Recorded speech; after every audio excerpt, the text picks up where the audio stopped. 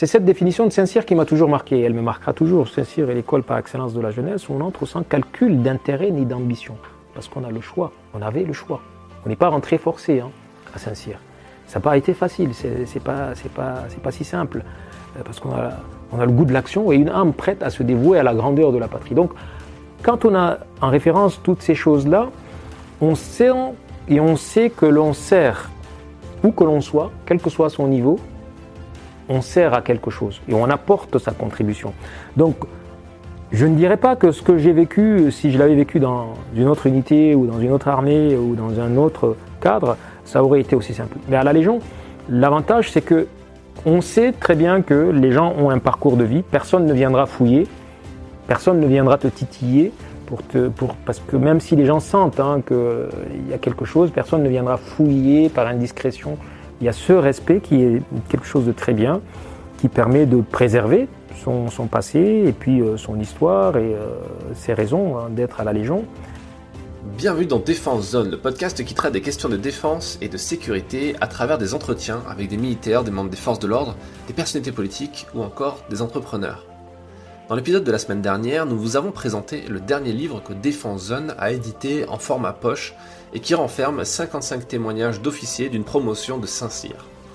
Cette semaine, nous partons à la rencontre de l'un d'entre eux afin de découvrir son parcours hors norme. Après avoir achevé les 3 ans de formation au même titre que ses camarades français, Abderrahmane Rama, alors élève tchadien, décide de poursuivre son engagement au service de la France dans la Légion étrangère en tant qu'engagé volontaire. Ce si rare képi blanc est désormais haut fonctionnaire dans l'administration française. N'oubliez pas de vous abonner au podcast et également à notre magazine papier en vous rendant sur le site défense-zone.com ou en cliquant sur le lien en description de cet épisode. Nous vous souhaitons une bonne écoute. Bonjour Abderrahmane, est-ce que tu peux te présenter ? Oui, bonjour Fred, Abderrahmane Rama, donc de la promotion chef de bataillon de Kouanté, 91-94. J'ai intégré l'école en venant du Tchad, donc envoyé par le gouvernement du Tchad à l'issue donc du coup d'État et de la révolution qui a mis fin au régime d'Hissène Habré en 1990. Et donc moi j'ai rejoint donc la promotion à l'issue donc du départ de mes camarades français en régiment, puisque en corps de troupes. Donc pendant leur temps de corps de troupes, donc j'avais rejoint avec mes autres camarades saoudiens, africains. On a rejoint donc le 3e bataillon pendant qu'eux ils étaient en corps de troupes, et donc on a réintégré la formation à l'issue donc de leur retour lorsque nous avions fini donc nos classes. Donc voilà, donc un parcours par Saint-Cyr, mais aussi un autre parcours dans la vie civile et un retour dans le monde militaire. Je pense qu'on aura l'occasion de l'évoquer au cours de notre entretien. Donc voilà, donc plusieurs vies, et tout cela avec un point de départ bien entendu, ce passage par les écoles de Kouet-Kidan et par Saint-Cyr, qui a été un marqueur, un transformateur aussi, puisque c'est ce qui a fait de moi ce que je suis aujourd'hui, cet ensemble de vies qui ont été construites sur cette base que j'ai acquise ici même à Kouet-Kidan durant les 3 années. Parce qu'au moment où on enregistre cet entretien, nous sommes dans les locaux de Saint-Cyr, cette école qui héberge tous les ans maintenant le Festival international du livre militaire, et du coup on y présente plusieurs ouvrages, notamment un livre dont tu es le co-auteur, l'un des 55 co-auteurs, qui s'appelle Le choix de l'engagement, dont on mettra des liens en description pour que les gens aillent voir ça. Et avant de revenir sur ce livre et puis sur ces plusieurs vies que tu as connues, j'aimerais te poser la question suivante, c'est avant d'intégrer Saint-Cyr, avant de devenir pour le coup officier, de pouvoir devenir officier français, cette école-là qui forme les officiers français, c'est quoi ton parcours d'avant ? Tu étais militaire au Tchad ? Non, pas du tout. Donc j'ai eu la chance de beaucoup voyager. Déjà cet état d'esprit, donc Saint-Cyr est l'école par excellence de la jeunesse où on entre sans calcul d'ambition ni d'intérêt. Je ne veux pas vous citer parce qu'on a soif de grand air et de mouvement. Donc cette envie, ce rêve de grand air et de mouvement, j'ai eu de la chance très jeune. J'ai eu un père qui était administrateur civil et haut fonctionnaire et qui, durant son parcours professionnel, lui aussi, il a eu une parenthèse en tant qu'ambassadeur et spécialiste des langues orientales. Je me suis retrouvé avec lui dans des affectations au Proche et Moyen-Orient. Donc très jeune, j'ai passé ma vie à voyager tous les 3 années, à changer de capitale, d'aller à la rencontre des autres. Et donc quand j'étais jeune, je n'ai jamais rêvé d'être militaire, mais je rêvais d'être pilote parce que je passais mon temps à voyager. J'ai rêvé aussi d'être un homme d'action. À l'époque, c'était Kojak, Telly Savalas, la fameuse série. Donc je rêvais d'être inspecteur de police, mais jamais d'être militaire. Et donc j'ai eu la chance d'éviter la guerre au Tchad, la guerre civile, puisque j'étais à l'étranger. Et lorsque je suis rentré au Tchad, mon père étant à l'époque donc un fidèle du régime d'Hissène Habré, puisqu'il a rejoint donc la capitale en 82 après la victoire de Hissène Habré. Donc moi j'ai rejoint par la suite le Tchad où j'ai finalisé en quelque sorte mon parcours secondaire dans un collège avec les bonnes sœurs, comme on disait en Afrique, les bonnes sœurs, c'est pas péjoratif, par respect, déférence, les gens les appelaient comme ça, du Sacré-Cœur.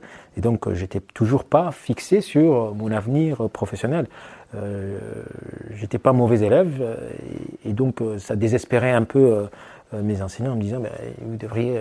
Donc, mais moi je me disais, je me voyais encore dilettant de voyage, etc. Et mon rêve, ça a été par la suite. Le déclenchement, c'était bien sûr autour de moi la guerre du Tchad contre la Libye, etc. C'est là que j'ai commencé un peu à... Et puis aussi j'ai eu la chance, ou la malchance, de passer par des pays qui ont par la suite connu la guerre. J'ai connu la guerre Iran-Irak, le Liban, puisque on l'a quitté également pendant la guerre civile. Donc j'ai été marqué un peu par la guerre, mais je n'avais jamais vraiment conçu un projet de vie ou de vie professionnelle autour donc de l'uniforme. Et ce que j'ai vécu à la fin au niveau du Tchad, de cette guerre finissante entre le Tchad et la Libye, qui a peut-être un peu forgé les choses. Je me voyais intégrant déjà les écoles préparatoires militaires à l'époque au niveau de l'Afrique. Il y en avait quelques-unes qui étaient bien réputées à Bingerville en Côte d'Ivoire, ou bien au Congo-Brazzaville ou au Sénégal.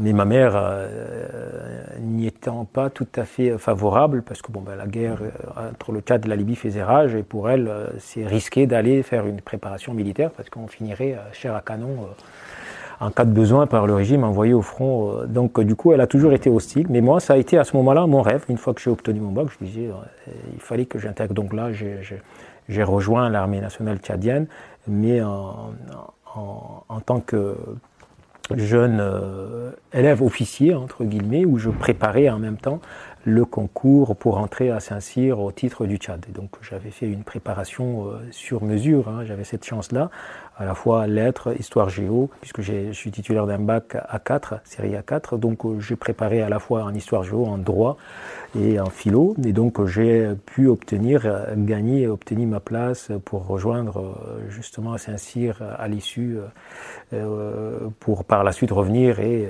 contribuer à la réorganisation de l'armée tchadienne du régime d'Hissène Habré. Donc voilà, c'est ainsi que j'ai pu un peu tardivement concevoir ce projet, et j'ai eu la chance de pouvoir le réaliser puisqu'il n'y avait que 2 places pour le Tchad, et donc on était je ne sais pas combien de candidats, et contrairement à ce que pensent les uns et les autres, parce que souvent quand on a rejoint l'école, souvent les gens me disent « Ah bah oui, mais c'est parce que tu es le fils d'eux, parce que... » Non, j'ai passé un vrai concours où j'ai quand même travaillé pour, et donc ça a été une fierté de pouvoir...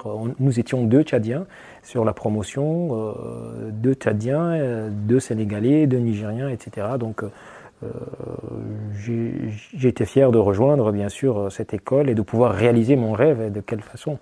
Parce que Saint-Cyr, sa réputation, elle dépasse largement les frontières hexagonales. Donc pour moi, pouvoir réaliser mon rêve en passant par cette école, c'était le summum. Donc ça a été un rêve qui est né un peu tardivement, mais qui a très vite pu se réaliser dans des très bonnes conditions. Donc voilà. D'accord. Et à ce moment-là, avant d'arriver à Saint-Cyr, tu avais déjà voyagé en France ? En France, non. Comme je disais, mon père était comment on appelle ça, arabisant. Donc toute sa carrière diplomatique, il l'a faite dans des pays. Donc j'ai passé mon enfance dans un proche Moyen-Orient, péninsule arabique, Liban, Soudan un peu, en passant de temps en temps. Mais l'Occident, non, je ne le connaissais pas. Par contre, mon père, il a fait ses études. À l'époque, l'INFOM, c'était le pendant de l'ENA, où on formait les administrateurs civils des pays qui allaient émergents, entre guillemets, des pays qui sortaient de la colonisation. Donc rue de l'Observatoire, et ma mère aussi par son premier mariage. Donc voilà mes liens un peu avec l'armée. Son premier mariage, elle était mariée avec un jeune officier, il était congolais puisqu'elle est d'origine congolaise, et donc elle était venue en France, elle a connu, à l'époque on formait les officiers avant juste l'indépendance, les officiers africains à Saint-Mexan, ensuite lui il était spécialisé dans la gendarmerie, donc elle a connu Melun, donc elle nous en a toujours parlé, mais bon, moi j'ai jamais mis les pieds, donc non, je suis arrivé en France, mais vraiment pour rejoindre Koweït-Kidan. Donc tu as découvert la France à travers la Bretagne. À travers la Bretagne, mais surtout le premier atterrissage, Paris bien sûr, une première nuit au Fort-Neuf de Vincennes, le district de transit de Paris. Donc voilà la première expérience, découverte de Paris où je disais ce ciel rouge qui nous surprend, ciel de pollution parisien à l'époque. Donc voilà, première nuit, et puis le lendemain, et après le train gare Montparnasse, jusqu'à Gare de Rennes où on était accueillis par notre chef de section qui était venu avec le conducteur nous récupérer à la Gare de Rennes jusqu'à Koweït-Kidan, le trajet en voiture. Donc voilà, et vraiment une immersion rapide, un atterrissage presque forcé. Et, en hiver, puisque on a rejoint donc en février, fin janvier, donc février, donc en plein hiver. Ça a été un peu rude, mais bon, c'était quand même très intéressant parce qu'effectivement, cette découverte brutale a fait aussi que tout de suite on rentre dedans et il n'y a pas le choix. Donc voilà, rentrer dans le dur d'entrée de jeu. Et comment tu l'as vécu ce parcours à Saint-Cyr? Est-ce que les premiers jours étaient très compliqués? Est-ce que tu imaginais ça est-ce que tu l'as vécu comme tu l'imaginais ou... Très compliqué. L'accueil a été... Ce qui était un peu compliqué, c'est de ne pas voir mes camarades de promotion en entier, puisque, comme je disais, mes camarades français, ils ont fait leur classe, et puis ils sont partis en corps de troupes. Et donc, nous étions, nous, les étrangers, de la promotion, entre nous. Donc, il y avait des Africains, des Saoudiens, et nous étions intégrés dans une promotion d'élèves officiers de réserve. Donc on avait des polytechniciens, nos camarades de l'école militaire corps technique administratif.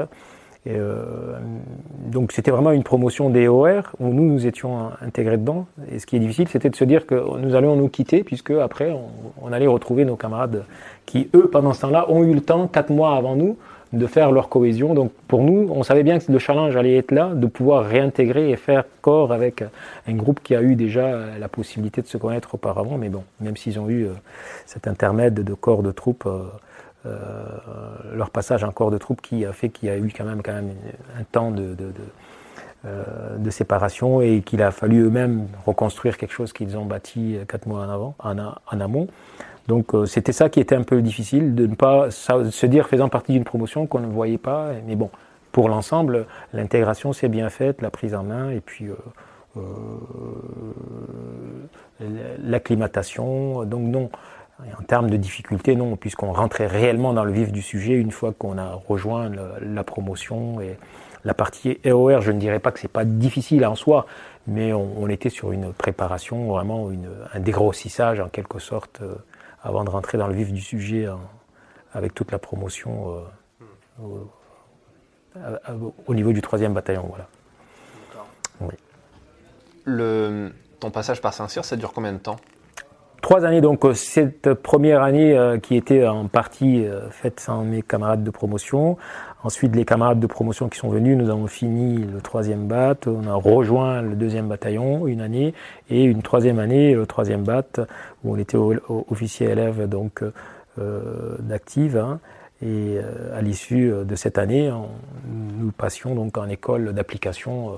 Pour ma part, c'était à Montpellier dans l'infanterie. Donc 3 années et puis 1 année de spécialisation à Montpellier pour ma part. D'accord. Et à l'issue de Saint-Cyr, de cette formation de 3 ans, qu'est-ce qui s'est passé? À l'issue de cette formation de 3 années, donc il y a déjà eu un premier, je dirais pas incompréhension, mais pour ma part, il y a eu une première déception puisque moi, comme je vous disais, hein, je rejoins l'armée tchadienne pour que je puisse contribuer à sa réorganisation. C'était le but de mon engagement, puisqu'on était une armée de révolution, une armée encore très peu professionnelle. Et donc l'objectif pour moi, c'était de repartir et de bâtir, contribuer à la construction de cette nouvelle armée sur des nouvelles bases modernes, une armée nationale et non plus une armée donc partisane.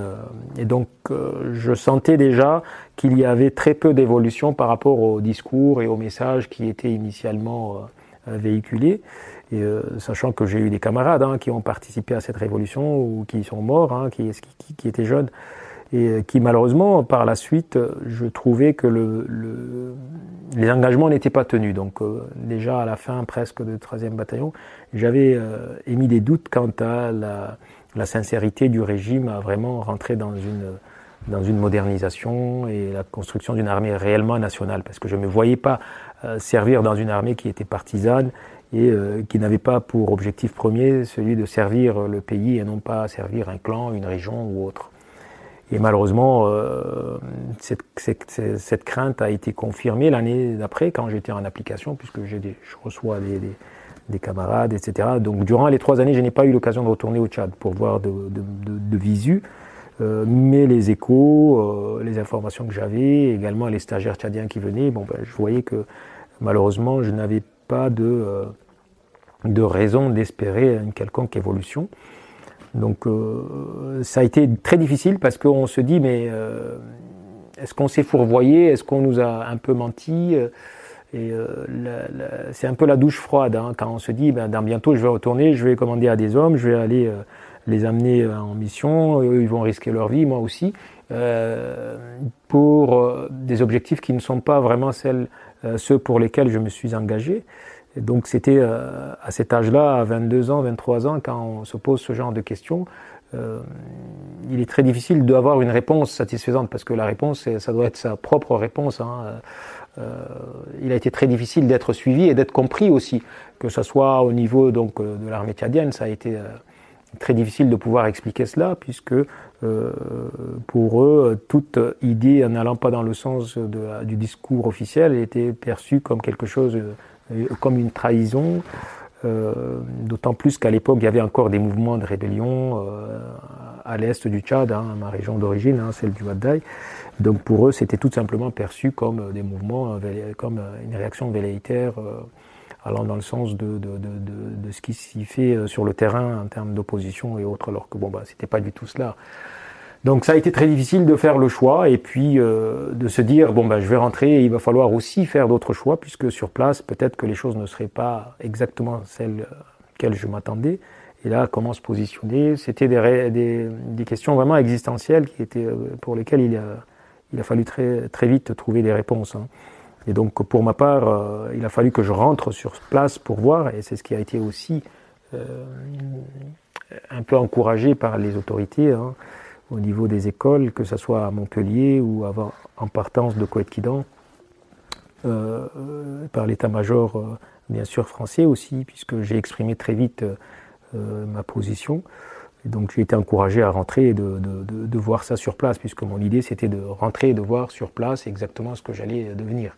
Donc une fois rentré sur place, je me suis rendu compte de visu que effectivement il y a eu beaucoup de promesses, il y a eu beaucoup d'engagements, mais concrètement on a poursuivi ce pourquoi les gens se sont battus et donc on a changé de tête mais pas de système, c'est ce que j'explique par la suite. Et donc pour ma part, il n'était pas question que je puisse continuer dans cette voie-là puisque ça ne correspond pas du tout à mon engagement initial.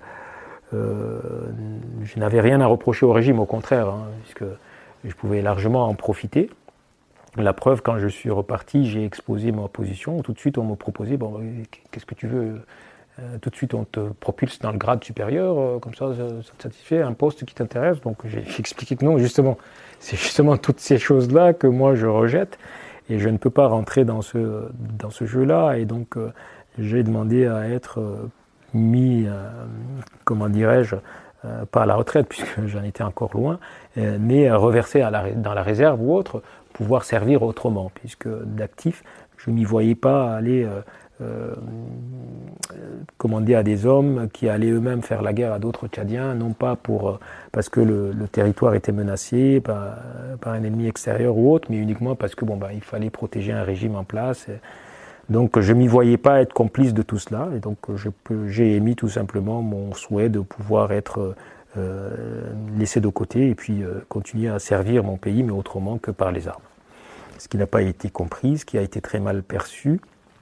Et heureusement que j'ai un appui familial et un nom de famille qui m'a un peu préservé et qui peut justifier que je ne suis pas dans la trahison ni quoi que ce soit, mais c'était vraiment des convictions et des positions personnelles. Mais quand bien même cela a été dans ce cas-là, ça a été très mal perçu. Et puis j'ai très vite compris que ça n'allait pas bien se passer, donc j'ai demandé à repartir en France pour poursuivre, puisqu'à l'époque, en étant à Kouet-Kidan, j'avais la possibilité de passer, étant passionné d'histoire militaire, j'ai passé ma licence avec en convention, il y avait des conventions entre Paris 1 et les écoles, donc j'avais passé ma licence d'histoire, et donc je me suis dit, en attendant que les choses évoluent, je vais revenir en France, poursuivre mes études, et si les choses évoluent, je réintègre, ou si ma demande a été par la suite validée, je serai reversé dans la réserve et continuer à servir l'administration publique d'une autre façon. Mais les années passant, les choses n'évoluant pas, il a bien fallu à un moment donné trancher aussi, parce que c'est très difficile, c'est très inconfortable comme situation où on est dans l'attente que les choses évoluent. Et en même temps, on ne construit pas sa vie, parce qu'on se dit, je reviendrai, je reprends le chemin, je reprends le cours de choses telles que ou à la place où je les ai laissées. Et puis pendant ce temps-là, les choses évoluent. Les choses évoluent. Ça a été très difficile parce que ce choix même ici en France, revenu, ça n'a pas été simple puisque, comme je l'ai expliqué, administrativement parlant, il fallait bien avoir une situation. Donc une position administrative.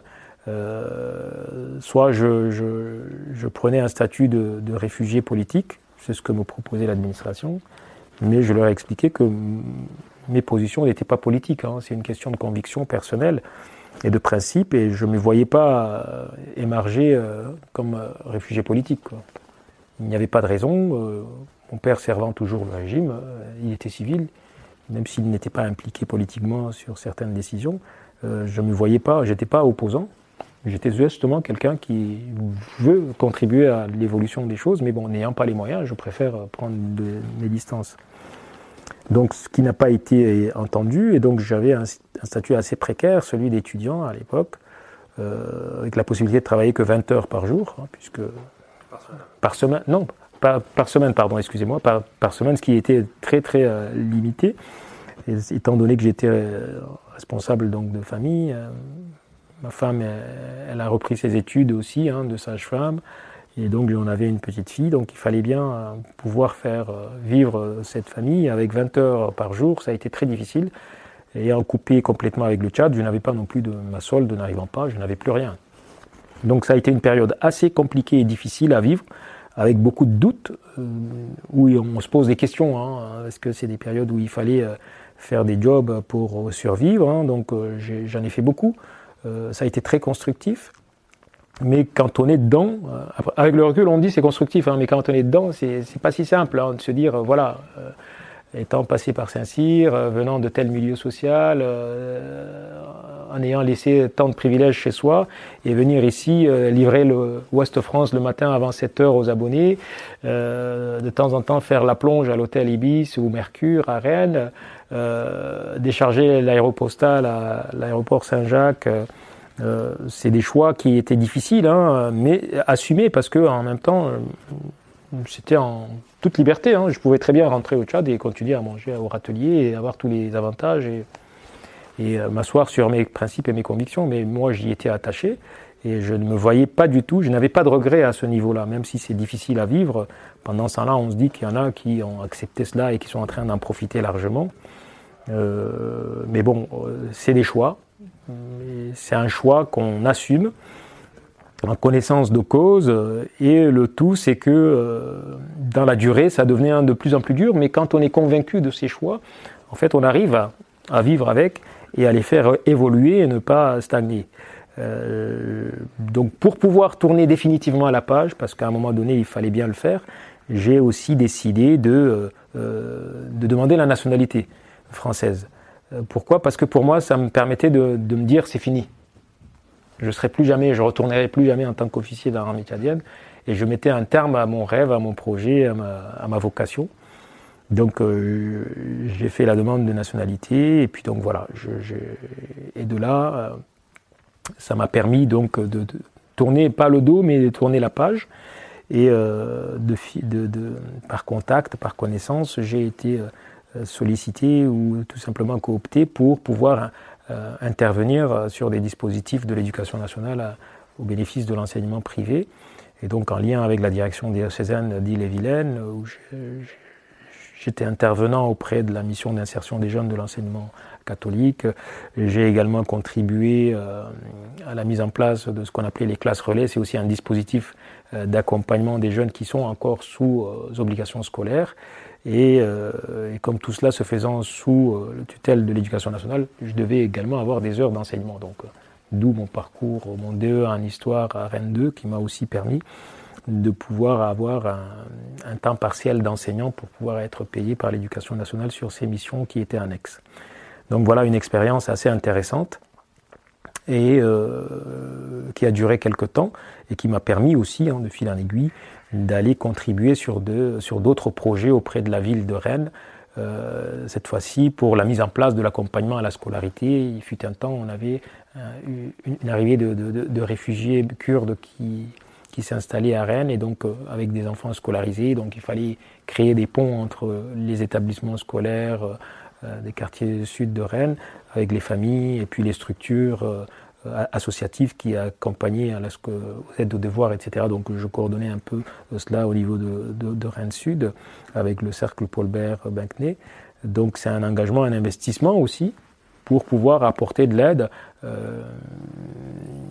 Je sais très bien ce que c'est qu'être étranger, expatrié, donc j'étais très bien placé aussi pour comprendre les difficultés de ces familles-là, et les difficultés également de l'éducation nationale pour jeter le pont avec eux, et les associations pour pouvoir recruter des bénévoles qui sont aussi en capacité d'accompagner ces jeunes publics, etc. Donc voilà, c'était ma contribution. Une contribution aussi, lorsque j'ai été sollicité, je suis intervenu pour les missions d'insertion des jeunes, c'est aussi cela, c'est toujours dans cet état d'esprit-là. Que peut-on faire pour quelqu'un qui est à un moment donné de sa vie dans l'incertitude et qui se pose des questions, je décroche, qu'est-ce que je deviens? Donc voilà, tout ce que moi j'ai pu mettre en place en termes de résilience, mais aussi d'outils pour pouvoir traverser cette période qui était un peu difficile, où je me posais des questions. Je retourne au Tchad, je fais fi de mes convictions, de mes principes, je m'accroche à ma carrière, ou je renonce à toutes ces facilités et je me bats pour mes principes. Donc voilà, tout cela, comment le réinvestir pour apporter des jeunes qui sont en difficulté, en interrogation. J'ai essayé de le déployer du meilleur de moi-même, mais ça n'a pas suffi pour me permettre de tourner la page. Donc c'était quand même une vocation, même si elle est arrivée tardivement, comme je l'expliquais au départ. C'est à partir du lycée que j'ai commencé vraiment à savoir que je voulais faire cette carrière militaire. Ça reste quand même une vocation, puisque c'était quelque chose de très sûr et très profond. Ça a été très dur lorsque j'ai fait le choix définitif de tourner la page et de renoncer à cette vocation. Je n'ai pas pu quand même faire le deuil, même si au fond de moi je me disais peut-être que c'est fini, mais au fond c'était pas fini. Donc à un moment donné je me suis dit il faut bien tourner la page, mais en ayant vraiment fait le deuil. Et pour faire réellement le deuil, il faut repasser par l'armée pour la quitter de façon beaucoup plus officielle. Donc j'ai sollicité la DRHAT, à l'époque c'était, comme je disais, le général Renard. Et donc là, j'avais eu la réponse, on m'a dit, même si vous êtes français, c'est un Syrien, mais on ne peut plus vous réintégrer, étant donné que vous avez dépassé l'âge, j'avais 31 ans à l'époque, pour réintégrer le corps des officiers. Donc on dit, il vous restait la Légion. Et donc comme ça, j'ai pu, j'ai dit chiche, pourquoi pas. J'ai relevé le défi. Est-ce que j'en étais pas conscient? Non, je ne pense pas. Mais c'était très fort, on dirait un peu l'appel du large. Donc il fallait absolument que je passe par cette étape-là. si je sais que c'était difficile, c'était la coupure avec la famille, puisque je disais que j'avais ma famille nucléaire qui était avec moi. Mais il fallait que je passe par cette étape-là.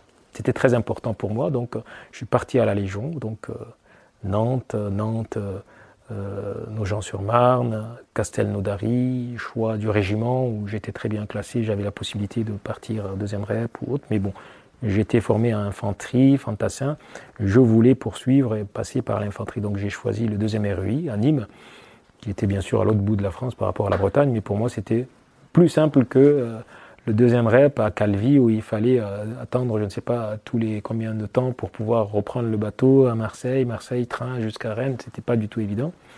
Donc deuxième REI, un très beau régiment au cours duquel donc et au sein duquel je me suis vraiment épanoui, je me suis fait plaisir et j'ai pu durant ces 5 années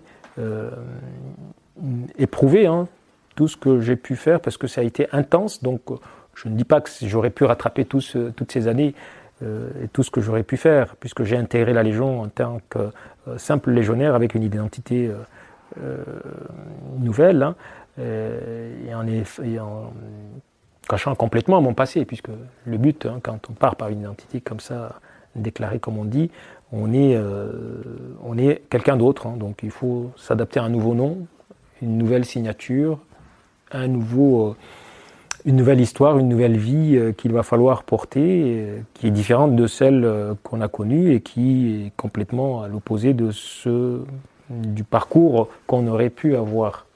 Les gens, la Légion qui était avec toi ne savaient pas que tu avais fait Saint-Cyr ? Personne ne savait. Tu l'as jamais dit ? Sauf bien sûr le commandement qui était informé et qui le savait, ou la DSPLE, la direction de la sécurité et de la protection de la Légion, mais bon, c'est des informations, à la Légion en général, on ne parle pas. Donc non, personne ne sait, personne. Et puis c'était compliqué.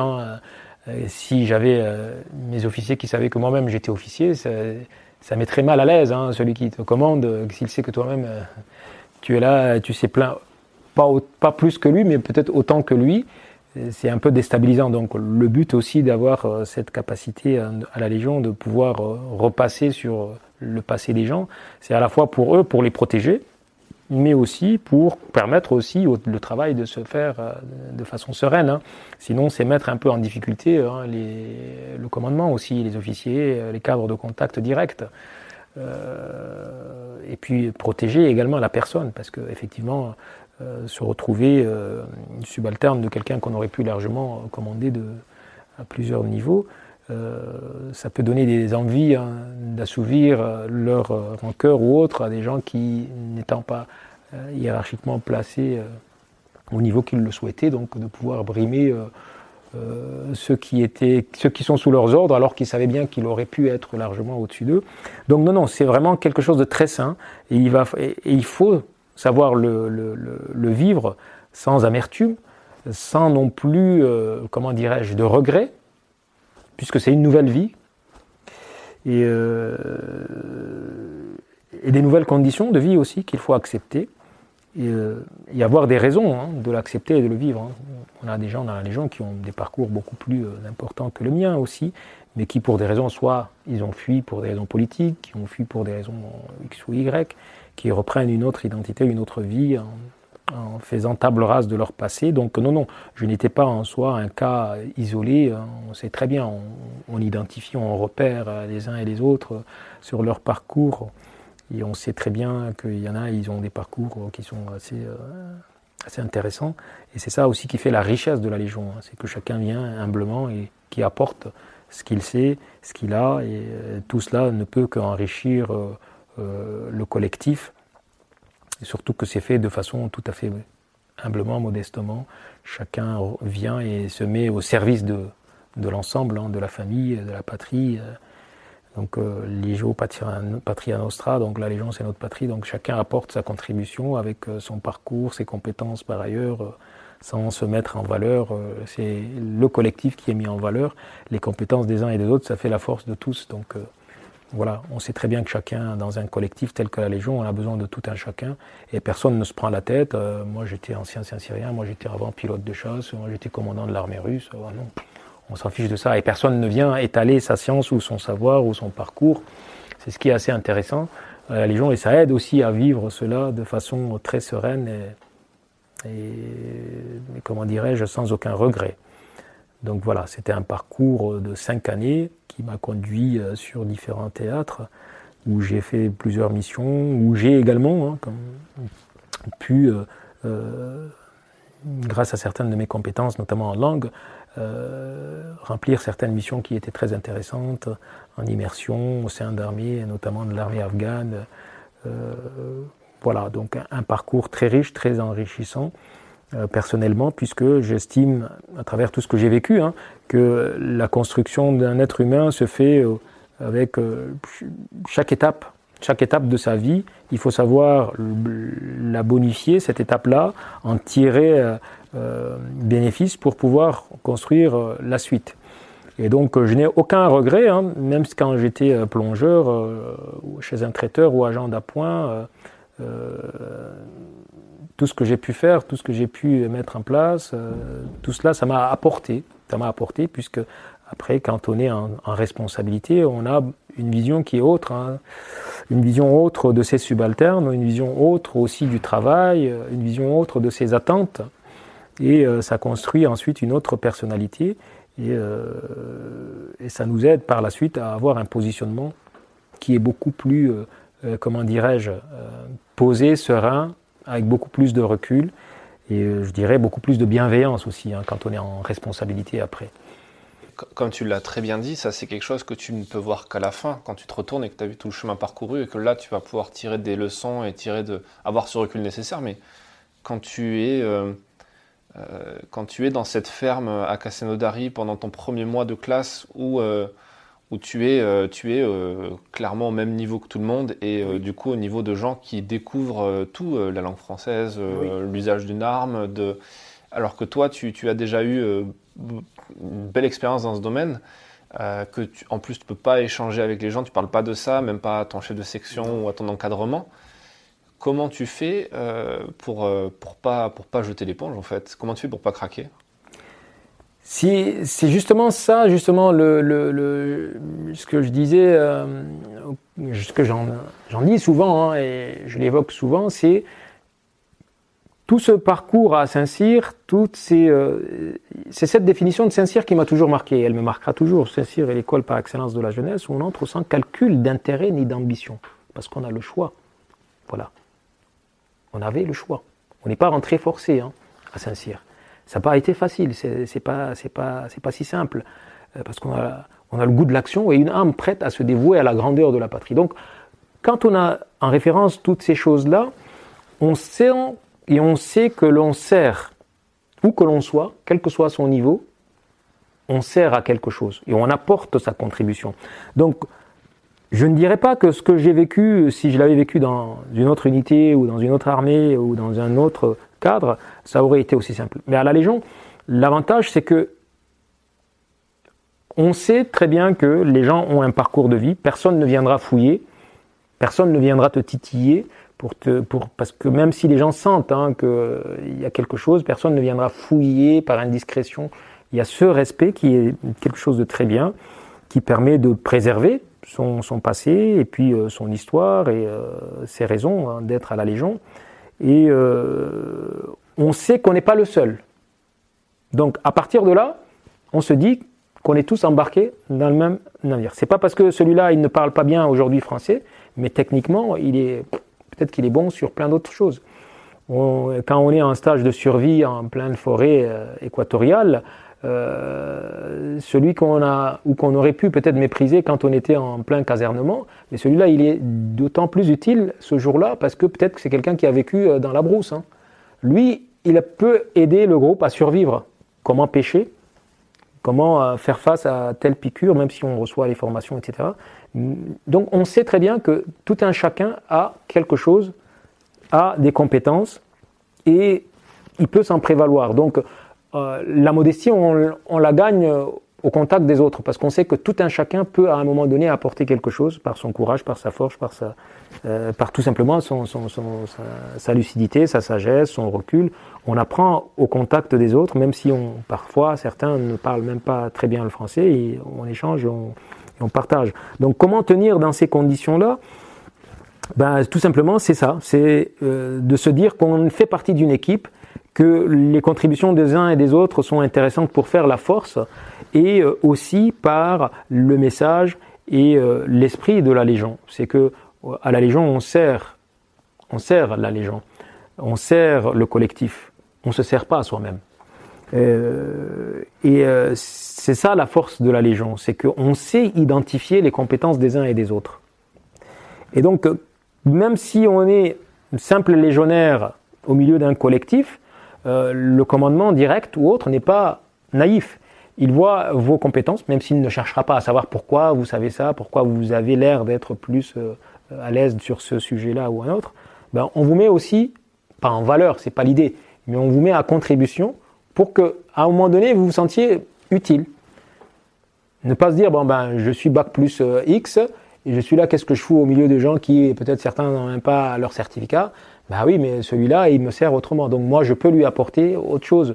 Je peux être compétent sur telle ou telle chose et faire avancer l'équipe. Et très vite, le commandement peut se rendre compte que, on peut te mettre sur telle ou telle mission, sur telle ou telle autre, ce qui fait qu'à un moment donné, on se sent toujours utile. On ne se sent pas dévalorisé, on ne se sent pas en surplus, on ne se sent pas à sa place. On trouvera toujours les moyens de faire de telle sorte que tu te sentes utile, que tu puisses apporter réellement les compétences que tu as, sans que l'on sache réellement ce que tu as comme bagage. Mais on sait que tu es à l'aise sur tel domaine, tu peux faire cela, et donc on peut te solliciter pour aller en formation. Donc moi, on m'a repéré, j'avais des compétences en langue, puisque au moment où on arrive, on déclare service de sécurité, etc., quelles sont les compétences qu'on a en langue, etc. Donc moi, je suis persanophone, arabophone, donc c'est des éléments que les gens ont dans mon dossier. J'avais aussi peut-être quelques compétences à l'aise, donc on m'a aussi formé on m'a envoyé en formation pour être auxiliaire sanitaire, en plus de mes compétences de fantassin.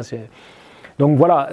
À aucun moment je me suis senti pas à ma place ou en me disant je perds mon temps. Non, on a toujours quelque chose à apporter. Tout de suite on passe chef d'équipe, tout de suite on vous propose telle formation, on vous sent à l'aise là, vous serez toujours utile pour l'équipe, pour le groupe en faisant cela. On dit oui et puis on y va et on se retrouve en permanence valorisé et à valoriser ses compétences et ses savoirs sans que pour autant on dise clairement je suis ça, je suis ci, non. Je suis à l'aise là, ça se voit, tout de suite, l'homme qu'il faut à la place qu'il faut. Ça, je l'ai vraiment découverte à la Légion, cette gestion des ressources humaines qui fait qu'on ne se sent pas inutile, on se sent pas blasé et on ne se dit pas je perds mon temps. Non, on ne perd pas son temps, surtout quand on sait pourquoi on est là. Moi, je suis venu pour tirer mon baroud d'honneur et c'est le meilleur endroit, la Légion tout le monde rêve d'entrer à la Légion, une place à la Légion et à combien de candidats. Donc je ne l'ai pas volé, je suis arrivé anonyme, personne ne sait d'où je viens, qui je suis. À mon âge, j'ai pu affronter d'autres jeunes qui sont d'autres volontaires engagés, plus jeunes que moi, plus sportifs.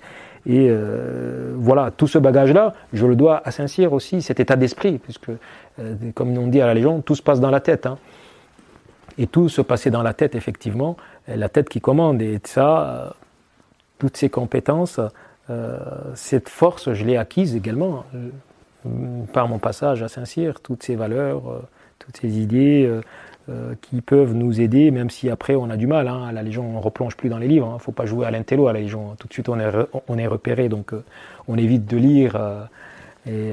Voilà, donc, mais tout ce qu'on a acquis, ça reste là, et puis ça continue à nous nourrir. Donc voilà, donc ce qui fait que j'ai pu traverser cette période-là grâce aux valeurs, grâce à tout ce que j'ai appris à Coëtquidan, à Saint-Cyr, et tout ce qui m'a construit aussi, puisque comme tu disais, est-ce qu'au moment où on est en train de faire, on est conscient qu'on tire bénéfice ou qu'on met à contribution tout ce qu'on a pu engranger auparavant?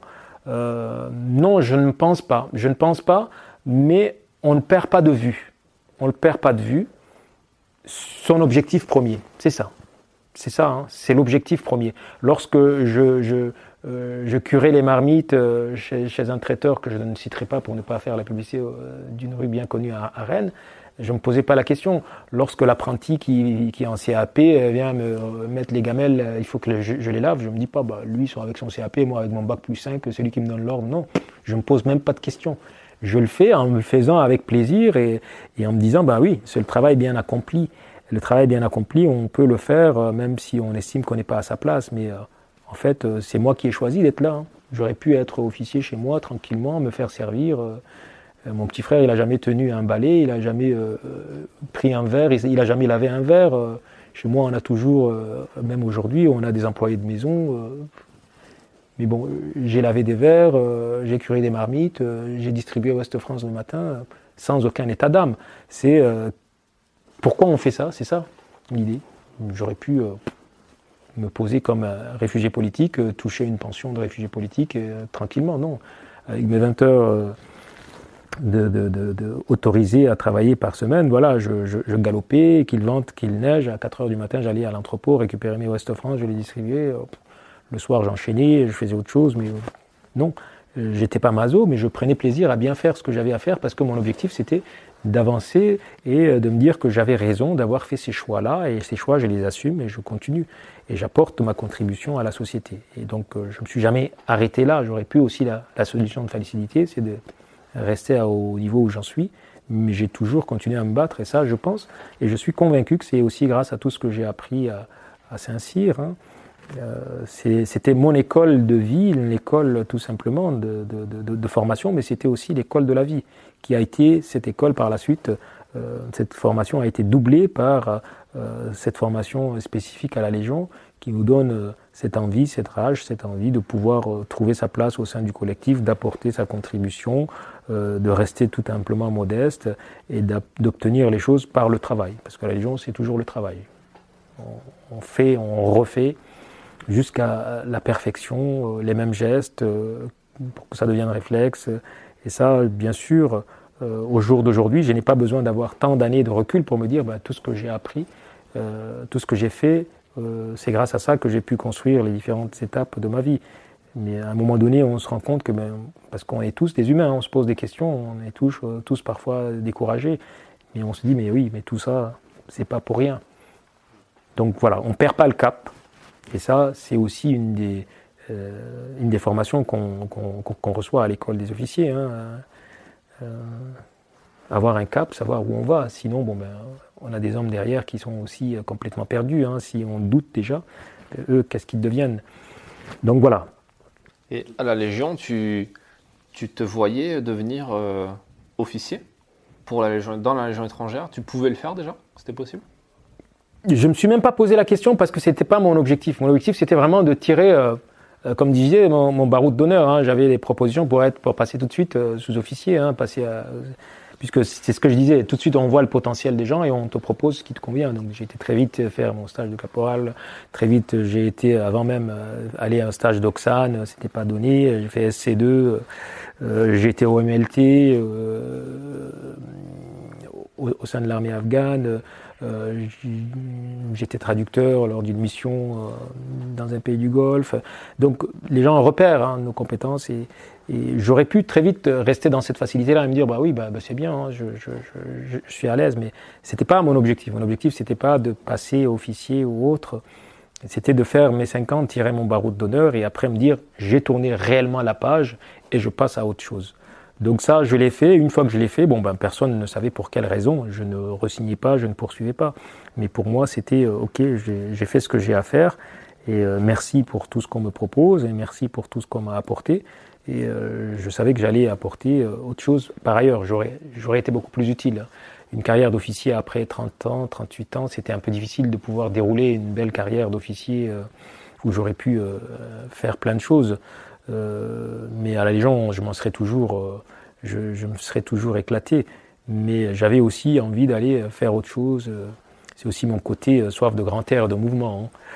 Donc voilà, j'ai quitté la Légion sans état d'âme non plus, après avoir fait ce que j'ai à faire, après avoir beaucoup reçu.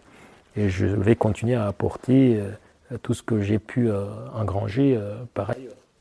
Et même à la fin, quand tu as quitté la Légion, tu l'as dit à personne? Tu l'as pas dit à ton encadrement que tu avais personne fait Saint-Cyr? Personne ne sait, même aujourd'hui, non. C'est vrai?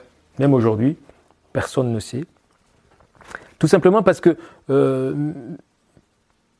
avec des gens, même j'étais en OMLT ou en mission, avec des gens, des soldats ou des officiers de la régulière, on va dire ça comme ça, dans le cadre des GTI, etc., où j'ai beaucoup travaillé avec eux.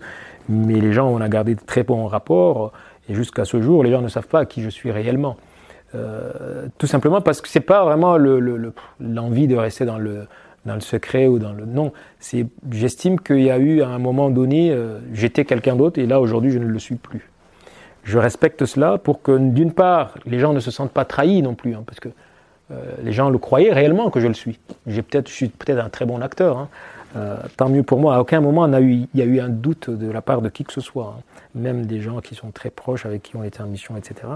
Donc ces gens-là m'ont toujours connu quelqu'un d'autre. Donc revenir et leur dire, au fait, j'étais pas celui-là. J'ai un sentiment comme si un peu je les ai trompés. Et je ne veux pas de cela, donc ce qui fait qu'effectivement, jusqu'aujourd'hui, personne ne sait réellement qui je suis. Bon, sauf les gens qui écouteront ce podcast. Ils auront du mal à faire le lien, puisqu'ils n'ont pas toutes les parties. Donc à moins qu'ils soient assez dans l'investigation, hein, de bons journalistes comme toi, ils vont retrouver les petits liens. Et puis je ne suis pas sur les réseaux sociaux exprès aussi pour ça. Pour justement couper, mais c'est pas par crainte du régime tchadien, hein. Non, le régime tchadien, j'ai pas du tout de crainte. Je n'ai jamais été virulent ni un opposant, donc c'est des choix, et même si c'est pas compris, c'est des choix qui ont été toujours respectueux des autres.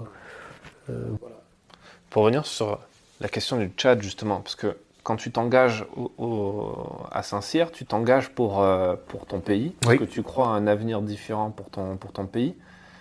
Quand tu termines Saint-Cyr, tu comprends que cet avenir est peu probable et quelque part tu cherches un nouveau sens à ta vie, oui. En quelque sorte. Bien sûr. Et un nouvel engagement, un nouveau sens à ton engagement. Le fait de t'impliquer dans la vie civile française et puis ensuite dans la Légion, ça veut dire quoi? Ça veut dire que ton engagement, il a changé au profit de la France? Ou comment toi, avec le recul maintenant, comment tu vois ça? Est-ce que tu as conscience de ce changement? Est-ce que comment tu le matérialises comme un changement à ce moment-là? Oui, c'est un changement, c'est un véritable changement. C'est pour ça que je disais, c'est vraiment existentiel. C'est existentiel dans le sens où je me suis engagé à la Légion une fois que je suis français, hein. Donc je ne me suis pas engagé à la Légion pour avoir la nationalité ou pour... Non. J'ai accepté les restrictions de la Légion en étant déjà français, alors que j'aurais pu m'en affranchir, comme je l'ai dit, hein, très vite accepter le statut de réfugié politique et avoir tous les bénéfices. Oui, parce qu'en plus, l'ironie du sort, c'est que quand tu t'engages dans la Légion, tu perds ta nationalité française le temps de ton engagement. Je perds ma nationalité française. Tu redeviens tchadien. Voilà, je redeviens même pas tchadien, puisque à la Légion, j'ai pris une autre nationalité pour justement on brouille complètement les pistes. Donc j'ai une autre nationalité avec un autre nom qui aucun lien, personne ne sait que je suis d'origine tchadienne, etc. Donc non, je perds tout. Mes comptes en banque, je perds tout, mon permis, tout ce que je peux, non, je perds tout. Donc je renonce à beaucoup de choses. Donc effectivement, et là on prend conscience, on se dit mais pourquoi je le fais? Mais je le fais aussi parce que j'estime que la France m'a beaucoup donné.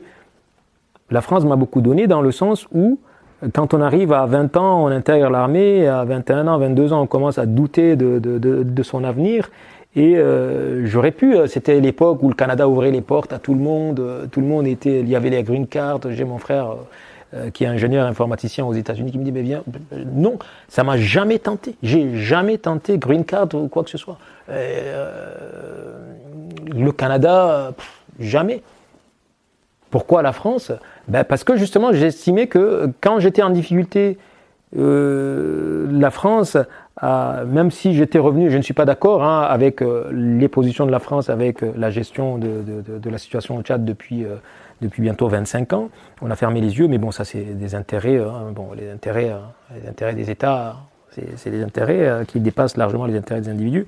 On ne peut pas dire que la France ne voyait pas que son investissement n'allait pas dans le bon sens, mais bon, les intérêts, il fallait bien ne pas perdre le Tchad, et puis après voilà, même si les choses n'évoluaient pas dans le bon sens, tout le monde le savait, il y avait beaucoup de moyens humains et financiers qui étaient engagés. Bon, c'était, je ne vais pas dire que c'est du gâchis, mais bon, tout cela a un peu servi les intérêts de la France aussi. La France est toujours présente. Le Tchad, c'est pas un pays qu'il faut perdre. On a vu aussi le rôle joué par le Tchad dans la guerre au Sahel. Tout ça, c'était aussi le prix à payer. Mais en termes d'évolution pour le Tchad, depuis 1991, il n'y a pas d'évolution. Il n'y a pas d'évolution. Au Tchad aujourd'hui, le Tchad a été un pays producteur de pétrole. Il y a des enfants qui ne vont pas à l'école. Il y a des régions, en dehors de la capitale, même dans la capitale, les hôpitaux en capacité de traiter le citoyen tchadien, il n'y en a pas. Pour moi, comment servir un pays comme ça? C'est pas possible. Ce n'est pas possible. Pour moi, la mission première d'un État, c'est de subvenir aux besoins primaires de sa population. Les routes, désenclaver, éduquer, soigner. Ces besoins primaires, aujourd'hui, au Tchad, ne sont pas assurés. Ne sont pas assurés. Donc pour moi, il n'est pas question que j'en sois complice. Et donc, pour moi, la France, au contraire, c'est le pays qui m'a ouvert ses portes, même si je ne suis pas d'accord avec comment s'est conduit l'évolution au Tchad. Je ne prends pas la France pour responsable de ce qui s'y passe, mais on aurait pu aussi faire autrement. Mais bon, les intérêts des États font que, voilà, parfois on s'assoit un peu sur certains principes, mais bon, moi, en tant qu'individu, je n'ai pas renoncé à mes principes à moi. Et donc, je suis reconnaissant à la France pour m'avoir formé déjà, parce que Saint-Cyr, c'est quand même une école française. Je suis revenu au moment où je suis un peu perdu, je me posais des questions. C'est quand même en France que je suis accueilli en attendant que les choses évoluent. Donc pour moi, c'est tout à fait naturel que je redonne tout cela à la France. Donc lorsque j'ai demandé la nationalité française, c'est pas parce que pour avoir quelque avantage que ce soit. C'est d'une part pour tourner la page et me dire que le pays qui m'a le plus donné, ça reste quand même la France. Donc c'est pour la France que je sers. Si je suis parti à la Légion, certes, on dit Legio Patria Nostra, mais on sert quand même la France. Donc c'est pour la France que j'ai risqué ma vie, c'est pour la France que j'ai pris les armes. Je n'ai aucun état d'âme. Si c'est à refaire, je le referai, mais encore une fois. Donc m'engager, mon engagement n'a jamais changé. Quand on s'engage, quand on choisit la carrière des armes, c'est pour servir. Donc je n'ai pas pu servir le Tchad, donc je l'ai fait pour ma deuxième patrie qui est la France, et je n'ai aucun état d'âme. Je suis, comme je l'ai expliqué, la France et le Tchad, c'est comme quelqu'un qui a une mère naturelle et une mère adoptive. Donc moi, ma mère naturelle, c'est le Tchad, qui à un moment donné, pour des raisons indépendantes de sa volonté, elle n'a pas pu prendre soin de moi comme il le faut. Il y a une autre femme qui est beaucoup plus apte à ce moment-là, et elle a assuré cette mission-là. Pour moi, c'est la France. Donc je suis autant attaché à la France qu'attaché au Tchad, qui est mon pays d'origine, que je ne peux pas renier. Donc pour moi, il n'y a pas du tout de dichotomie, il n'y a pas du tout de difficulté de positionnement, de schizophrénie. À partir du moment où j'ai fait le choix de devenir français, pour moi, le Tchad, je n'ai pas barré, je n'ai pas mis une croix dessus, mais c'est mon pays d'origine, et mon pays, celui que je sers, c'est la France. Je l'ai servi les armes à la main. Aujourd'hui, je sers dans le cadre de l'administration, mais vraiment sans aucun regret et sans aucune ambiguïté. Dans ma tête, je suis tout à fait à l'aise avec ça. Donc, aujourd'hui, tu es fonctionnaire? Oui. Tu es administrateur? Je suis attaché d'administration de l'État. D'accord. Ça consiste en quoi? Ça consiste à servir donc l'État français, son administration, que ce soit dans la participation de l'élaboration des politiques publiques, que ce soit dans la mise en œuvre des politiques publiques. Donc c'est un corps administratif qui est interministériel. Et donc moi je l'ai intégré par le biais, donc le canal du ministère de l'Enseignement supérieur et de la Recherche et de l'Éducation nationale. Donc je l'ai rejoint, ce corps-là, après avoir été contractuel de l'administration publique, où j'ai servi, comme je le disais, à la fois l'éducation nationale comme maître auxiliaire et intervenant auprès des missions d'insertion, des classes relais. Je l'ai également servi en tant que contractuel dans le cadre des établissements publics d'insertion dans l'emploi, les EPID, où j'étais à Compiègne pendant 2 ans et demi. J'ai été envoyé à Marseille, au centre EPID de Marseille, comme chef de service pendant 3 années. Et à l'issue de lesquelles, donc, j'ai intégré ce corps des attachés d'administration pour encore une fois de plus pouvoir servir encore plus. C'est ce besoin, cette définition de Saint-Cyr qui me suit, hein. Grand air de mouvement. En étant attaché, c'est un corps interministériel. Donc j'ai cette possibilité de partir où je veux, quand je veux, comme je veux. Bien sûr, moyennant bien sûr le temps, les obligations de service, etc. Donc c'est ce qui me correspondait le mieux. C'est-à-dire que demain, je peux voir un poste au ministère des Armées, un poste au ministère de l'Agriculture ou autre, où j'aurai quelques appétences pour un dossier, je peux candidater et puis demander ma mutation, mon détachement, etc. Et donc ce corps d'attaché d'administration de l'État me donne cette possibilité d'avoir à la fois cette mobilité fonctionnelle, cette mobilité géographique, dont j'ai toujours besoin, parce que ça me permet à chaque fois d'engranger des expériences, des compétences, et de pouvoir par la suite les déployer, les resservir autrement et de façon encore beaucoup plus efficiente les missions qui se présenteront à moi. Donc j'ai intégré le ministère de l'Éducation nationale et de l'Enseignement supérieur de la Recherche comme gestionnaire d'établissement, où j'ai pu éprouver donc mes compétences et acquérir des compétences supplémentaires en termes de gestion budgétaire, etc.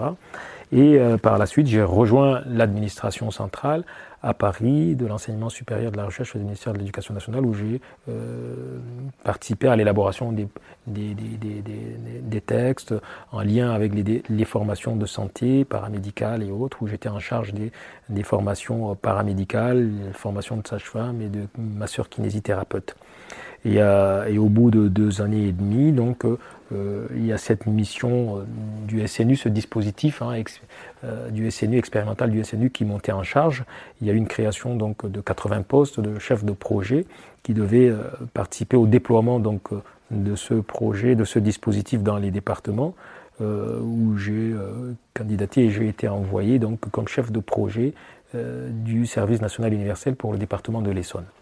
Donc depuis le mois de mars dernier, et j'y suis, donc j'ai œuvré, j'ai contribué à la mise en œuvre donc, des sessions de juin et juillet, des stages de cohésion du service national universel dans le département de l'Essonne. Donc voilà, donc, ce qui fait que je continue à servir, je suis toujours engagé, hein. Là c'est un engagement également parce que c'est un projet qui est ambitieux, celui du service national universel, qui depuis 2018 a été lancé. C'est un projet du président Macron, un projet une promesse de campagne qui depuis 2018 se déploie en vue d'une généralisation à compter de 2024 et bien entendu une généralisation, mais surtout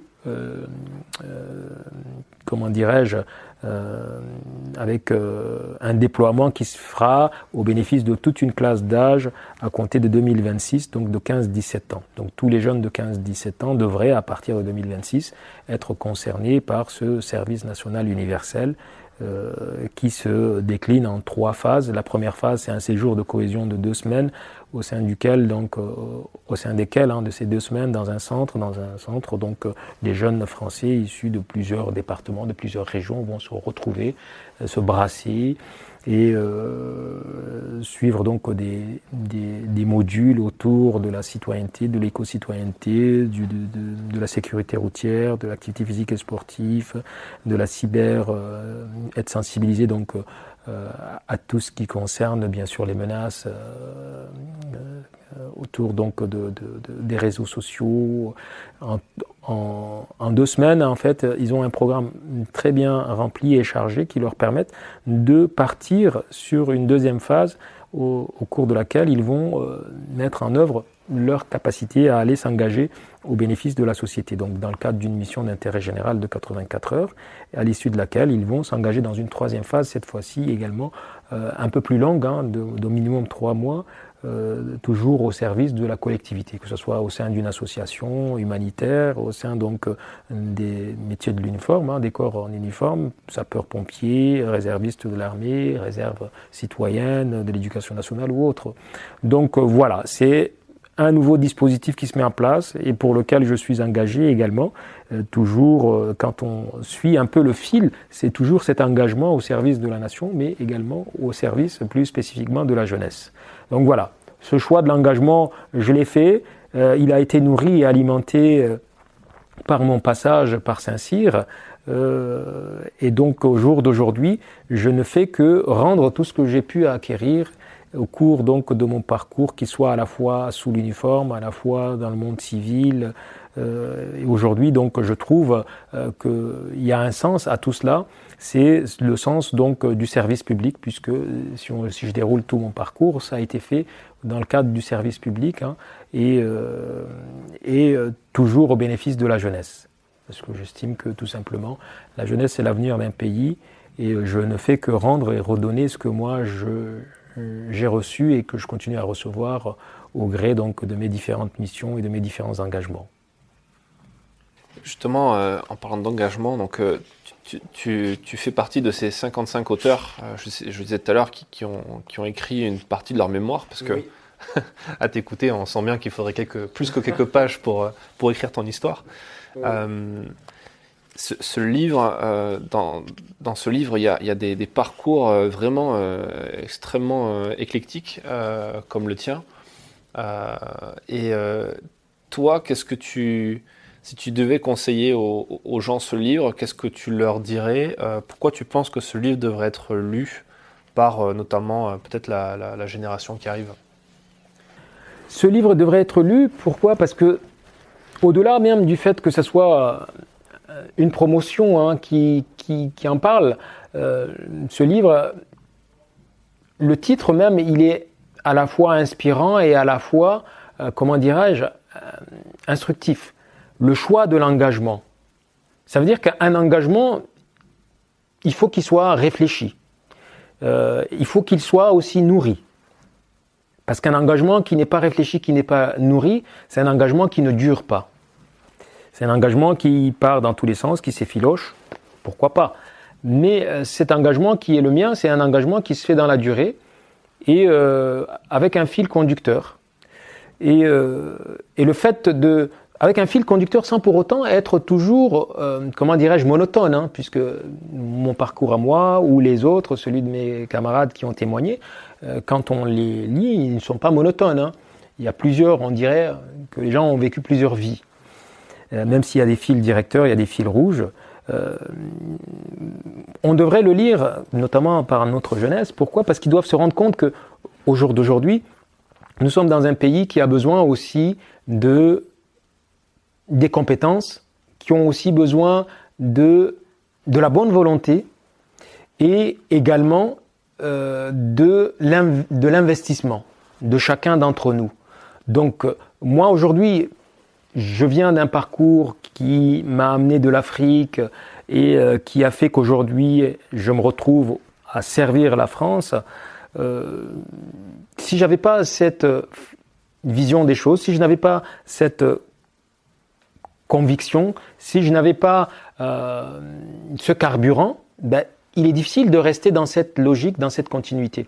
Donc, pouvoir lire ce genre d'ouvrage, ça permet tout simplement de se dire que l'engagement est à la portée de tout un chacun. Tout un chacun peut apporter sa contribution à l'édifice. Il n'y a pas un groupe d'individus ou une personne qui soit plus légitime que d'autres à apporter sa contribution à la société.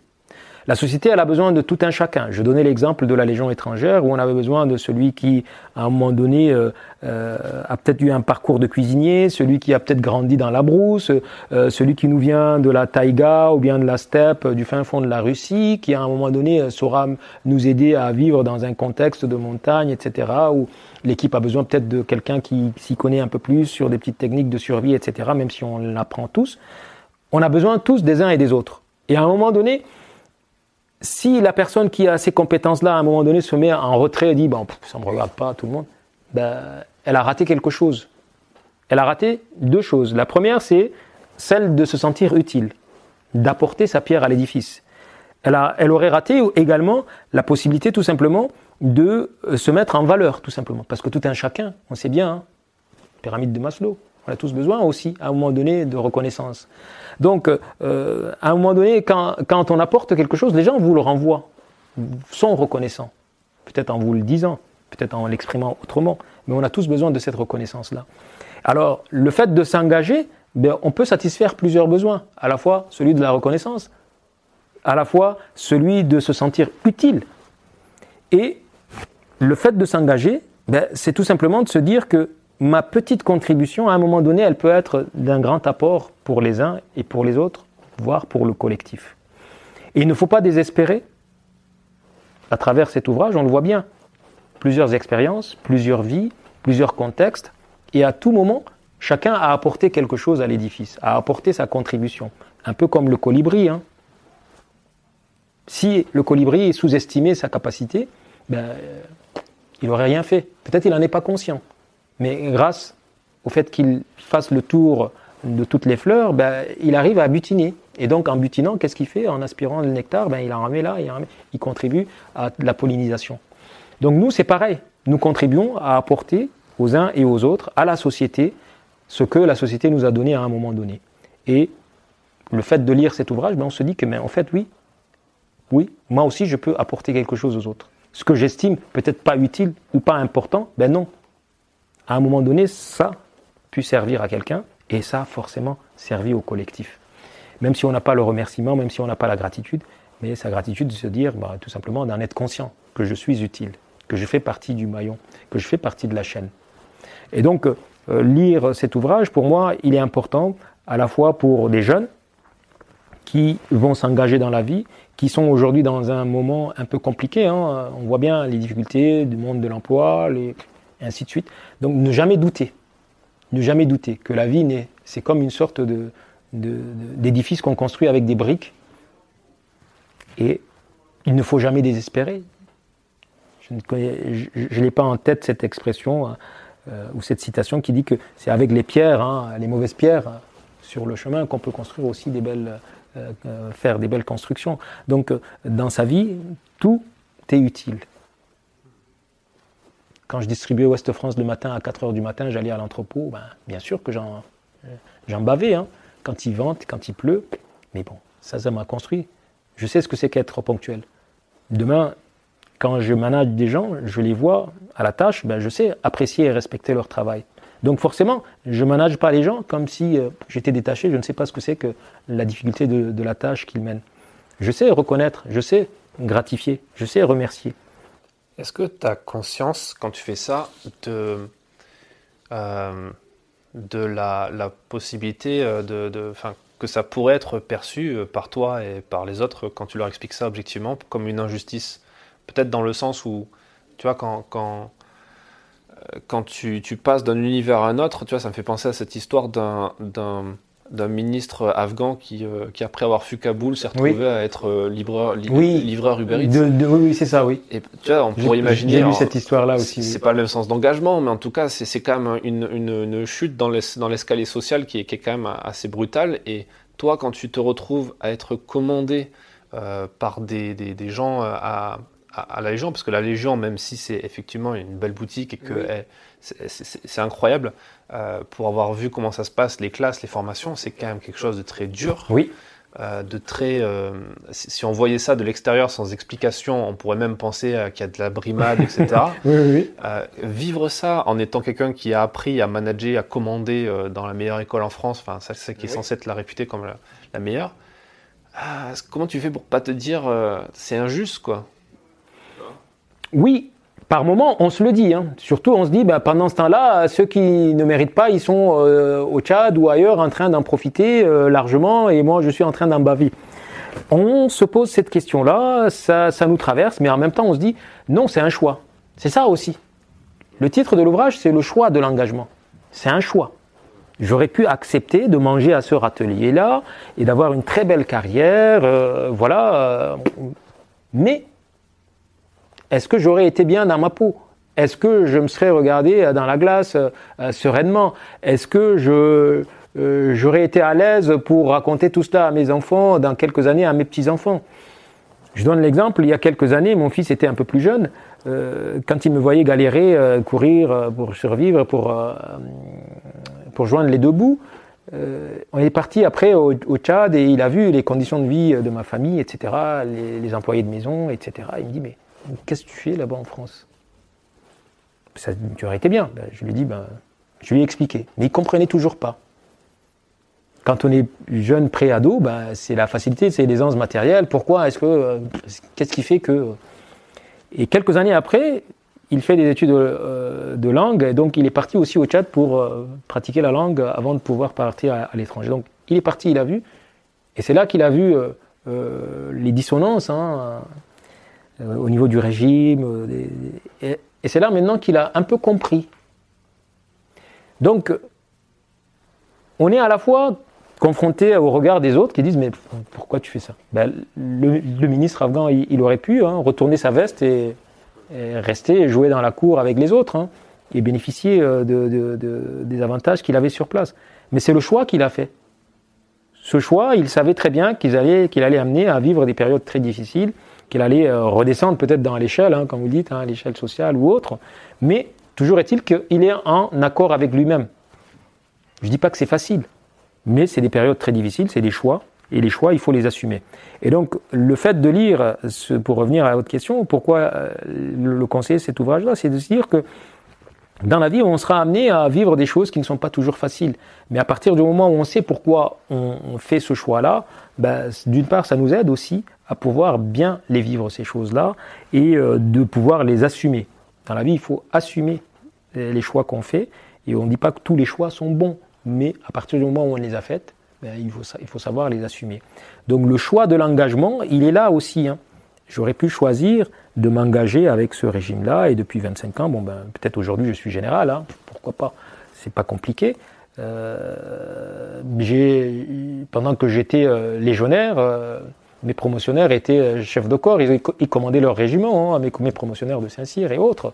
Il y en a au Tchad qui sont arrivés après moi et qui étaient déjà généraux. Mais je n'ai jamais eu de regret. Je n'ai jamais eu de regret parce que c'était mon choix. Mon choix, c'était celui de m'engager en étant en accord avec moi-même, mais toujours en me disant, je suis peut-être utile là plutôt que là-bas, en étant mal dans ma peau et en bénéficiant et en profitant donc des avantages matériels et autres. Voilà, donc le choix de l'engagement, il faut le lire parce que c'est tout simplement un exemple parmi d'autres concret de ce que peut être une vie. Ça veut dire aujourd'hui la vie n'est pas monotone. La vie, on peut être confronté à des choses imprévues. Et comment pouvoir rebondir, c'est aussi un exemple de résilience. Tous les récits, c'est des exemples de résilience. Comment à chaque fois on affronte des nouvelles situations et on rebondit parce qu'on a quand même un peu de bagages, on a un peu d'acquis et on les redéploie pour pouvoir avancer et continuer donc le combat de la vie. Et comme disait Nietzsche dans son ouvrage Le crépuscule des idoles, il disait, je ne suis pas germanophone, comment il disait et comment c'était traduit, à l'école de guerre de la vie, ce qui ne te tue pas te rend fort. Ben voilà. Donc aujourd'hui, on a beaucoup de jeunes qui renoncent facilement. On a une société avec de la jeunesse qui zapping, moindre difficulté, je tourne bride. Ben non, voilà. La lecture de cet ouvrage-là peut aussi donner des exemples de comment je peux rebondir, comment je peux continuer, que la vie, elle peut continuer. Quel sens on peut lui donner, c'est ça. Être maître de sa vie. Et c'est ça, le mot choix a son importance. C'est choisir. On est acteur. C'est un peu quelque part une double lecture de ce titre qui serait le choix de l'engagement pour les autres, mais aussi le choix de l'engagement pour soi-même et le fait de choisir ses engagements et de se forcer quelque part à s'y tenir. Exactement. Parce que quand on s'engage, au final, c'est pas que pour soi. Le camarade qui sert à la gendarmerie, c'est pas que pour lui, c'est pas que pour sa carrière. Il a derrière, je sers mon pays. Celui qui forme donc les policiers afghans au fond de l'Afghanistan, c'est aussi pour les autres. Le camarade qui a choisi la voie civile et qui sert l'administration en tant que haut fonctionnaire, c'est aussi, peut-être il réalise quelque chose pour lui, mais c'est toujours au service des autres. Donc ce choix, bien sûr, c'est à la fois pour soi, mais au final, il faut qu'il soit bien réfléchi et mûri pour qu'il puisse être bénéfique aux autres. Donc, et ça, effectivement, c'est une double lecture qui peut être très intéressante parce que chacun y trouvera son compte. il n'y a pas de leçon donnée dans cet ouvrage-là. Personne, aucun des contributeurs n'a la prétention de donner des leçons de vie à qui que ce soit, mais des exemples de choix, d'engagement pour soi, pour les autres, qui peuvent tout simplement nourrir la réflexion, aider quelqu'un qui à un moment donné en doute, de pouvoir aussi rebondir, de se dire que non, peut-être je traverse une période très difficile, d'échec, de ce que je crois être un échec, mais au bout du compte, si je le capitalise, je peux en faire une réussite. Le jeune qui doute aussi de l'avenir, non, c'est aussi un exemple pour lui dire que non, l'avenir n'est pas bouché, rien n'est acté d'avance, c'est qu'est-ce qu'on en fait, comment on le perçoit, comment on le conçoit, comment on le construit son avenir, et à ce qu'on se donne les moyens d'y parvenir, c'est ça aussi. C'est une très bonne conclusion et on encourage les gens qui nous écoutent à lire ce livre. Merci pour cet échange. Merci à toi aussi d'être dans l'accompagnement de ce beau projet, de ce bel ouvrage et d'y croire. Et merci pour ton choix de nous accompagner et ton engagement aussi. Ce sera effectivement l'engagement de Défense Zone qui est aussi une maison d'édition qui ne s'occupe pas que d'un magazine mais aussi de livres qu'on juge intéressants pour faire avancer les choses. Merci. Merci à toi. Merci d'avoir écouté cet épisode jusqu'à la fin. S'il vous a plu, partagez-le autour de vous et abonnez-vous au podcast pour ne pas rater les prochains. Défense Zone, c'est aussi un magazine en ligne et en version papier disponible sur le site internet défense-zone.com. Rendez-vous en description pour plus d'informations et à très vite dans un prochain épisode.